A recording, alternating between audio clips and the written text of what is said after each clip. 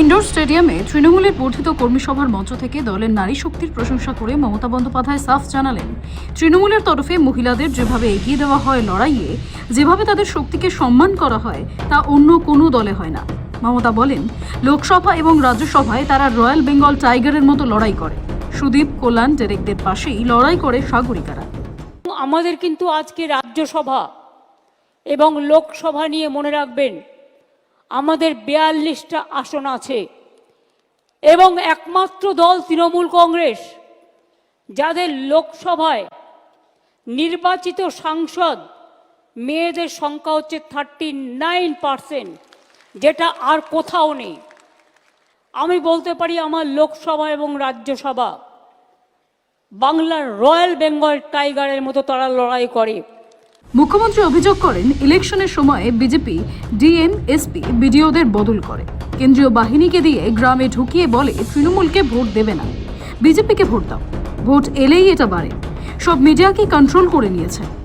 বিধানসভা ইলেকশন যখন হয়, লোকসভা ইলেকশন যখন হয়, বিজেপির বড় বড় এজেন্সিরা ডিএম চেঞ্জ করে দেয়, বিজেপির কথায় এসপি চেঞ্জ করে দেয়, বিডিও চেঞ্জ করে দেয়, নিজেদের অবজারভার বিজেপি মাইন্ডেড নিয়ে আসে, নিয়ে এসে সিআরপিএফ নিয়ে আসে, সিআইএসএফ নিয়ে আসে, বিএসএফ নিয়ে আসে, ভেতরে গ্রামে গ্রামে ঢুকে যায়, লাইনের সামনে দাঁড়িয়ে থাকে, সবাইকে বলে ভোট দেবে না তৃণমূলকে, বিজেপিকে ভোট দাও। আমি এই রকম দুরবস্থা গণতন্ত্রের আগে কখনো ভারতবর্ষে দেখিনি। ইলেকশন যত এগিয়ে আসবে দেখবেন এজেন্সির তৎপরতা বাড়বে। সব মিডিয়াকে কন্ট্রোল করে নিয়েছে, এখানে সাংবাদিকদের কোনো দোষ নেই। সাংবাদিকরা যারা কাজ করে সংবাদ মাধ্যমে আর সংবাদ মাধ্যমের মালিকের মধ্যে তফাৎ আছে। মালিকরা বিভিন্ন বিজনেস করে, তাদের কখনো ইনকাম ট্যাক্স দেখিয়ে ভয় দেখানো হয়, তাদের কখনো সিবিআই দেখিয়ে ভয় দেখানো হয়, ইডি দেখিয়ে ভয় দেখানো হয়।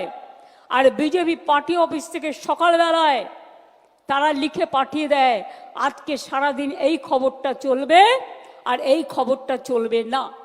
টাকায় চলে এজেন্সি দিয়ে। কেউ একটা নিউজ করছে, সেটাকে ইমপ্লিমেন্ট করছে কে? 50টা এজেন্সি কমসে কম বাংলায় পাঠিয়েছে। কেন? বদনাম করবার জন্য। প্রতিদিন সোশ্যাল নেটওয়ার্কে আমাদের প্রায় ভেঙানো হচ্ছে, ভেঙচি কাটা হচ্ছে। এখানেই শেষ নয়। মমতা বলেন, ইলেকশন এলেই মনে পড়ে তৃণমূলের কাকে কাকে চার্জশিট দেবে, জেলে ভরে দেবে। মমতার বক্তব্যে উঠে আসে আরজিকর প্রসঙ্গ। ইলেকশন আসলেই মনে পড়ে তৃণমূলের কাকে কাকে চার্জশিট দিতে হবে। ইলেকশন আসলেই মনে পড়ে তৃণমূলের কাকে কাকে চোর বলা হবে। ইলেকশন আসলেই মনে পড়ে তৃণমূলের কাকে কাকে জেলে ভরানো হবে। জেলে তো ভরেছেন অনেককেই, কটা প্রমাণ করতে পেরেছেন আজ পর্যন্ত? লজ্জা করে না? আরজিকর কেসের আজ পর্যন্ত সমাধান করতে পারেননি। মমতা বলেন, 2001 সালেই তৃণমূল ক্ষমতায় আসতো, কংগ্রেস বিট্রে না করলে সেবারই পরিবর্তন হয়ে যেত। সবাইকে জোর করে হারিয়ে দেওয়া হলো। 39% ভোট আমরা পেয়েছিলাম, কিন্তু সিট পেয়েছিলাম মাত্র একটা। তার কারণ তৃণমূল কংগ্রেস ক্ষমতায় আসতো 2001 সালেই।